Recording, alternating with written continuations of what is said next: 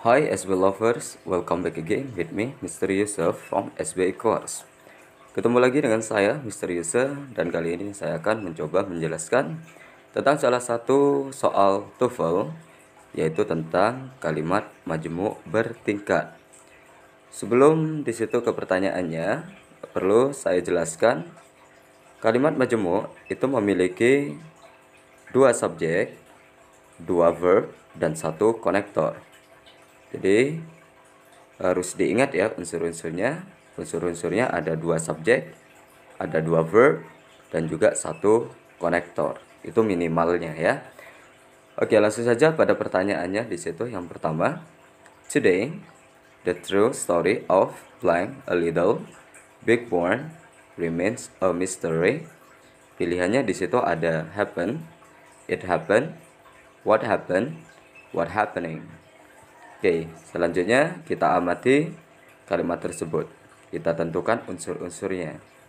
Today itu merupakan adverb ya. Kita temukan subjeknya dulu. The true story of, ya itu merupakan subjek. The true story itu subjek kalimat tersebut. Kemudian di situ juga kita temukan at little big born.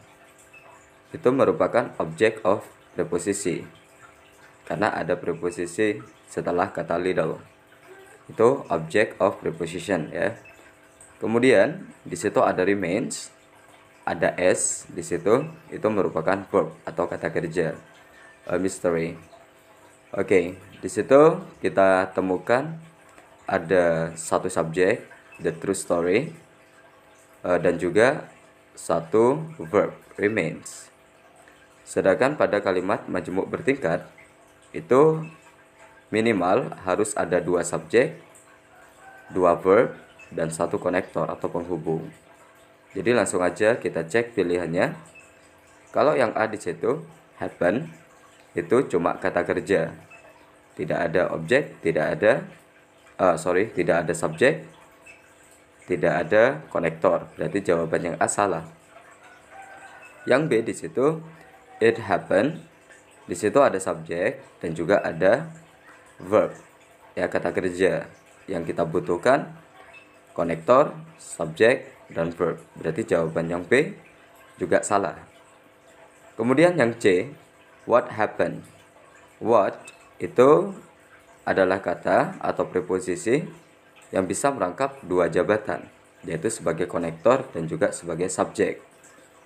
Ya, jadi what, saya ulangi lagi, bisa merangkap dua jabatan, bisa sebagai konektor dan bisa sebagai subjek. Kemudian di situ ada happen. Jadi sudah lengkap, ada konektor, ada subjek, dan juga ada verb. Berarti pilihannya yang C. Sedangkan yang D, what, seperti yang saya katakan, what itu adalah konektor yang bisa atau kata yang bisa merangkap dua jabatan. Ya, namun setelah kata what, di situ ada happening, verb ing. Itu tidak bisa menjadi verb, ya kata kerja, tapi bagian dari verb. Berarti jawaban yang D salah ya. Jadi jawaban yang paling tepat adalah yang C. Kemudian pertanyaan yang kedua, for more than a decade blank that certain species are becoming scarce. Pilihannya di situ ada the warnings of bird watchers, ada warn the bird watchers, ada bird watchers have warned, ada a warning for bird watchers. Oke, kita amati kalimatnya di situ. For more than a decade itu tidak bisa sebagai subjek karena ada preposisi di depannya yaitu for. Jadi sebuah kata atau frasa yang di depannya ada preposisinya atau kata depannya itu tidak bisa menjadi subjek. Ya, jadi for more than a decade itu bukan sebagai subjek. Kemudian di situ ada that itu bisa berfungsi sebagai konektor. Kemudian ada certain species, itu merupakan subjek, certain species yang artinya spesies tertentu.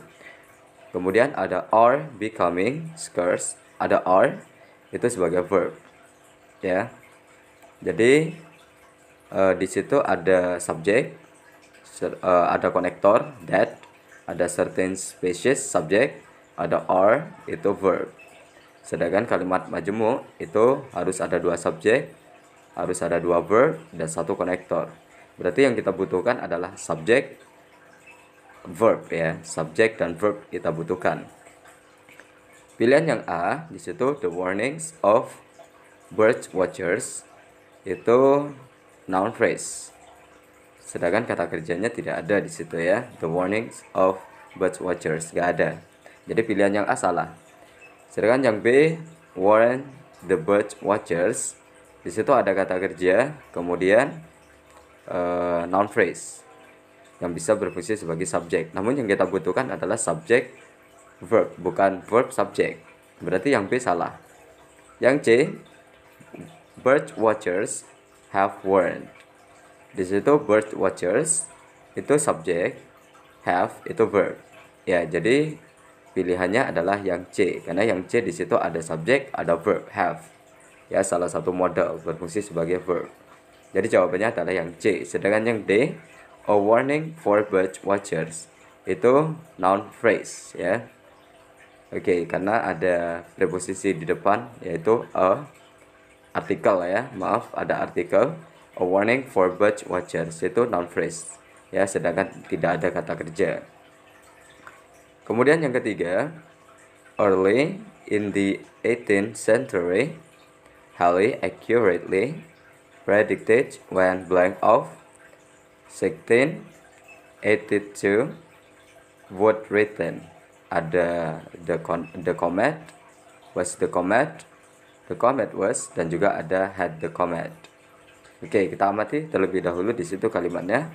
Early in the 18th century itu tidak bisa sebagai subjek ya, karena itu adverb. Tidak bisa sebagai subjek karena di situ ada kata depan in the 18th century. Jadi subjeknya di situ adalah Halley ya, nama orang Halley, proper noun. Kemudian kita temukan di situ ada kata predicted, ada tambahan ed ya. Jadi itu adalah verb atau kata kerja. Kemudian ada when sebagai konektor ya. Jadi sudah kita temukan subjek, verb, konektor.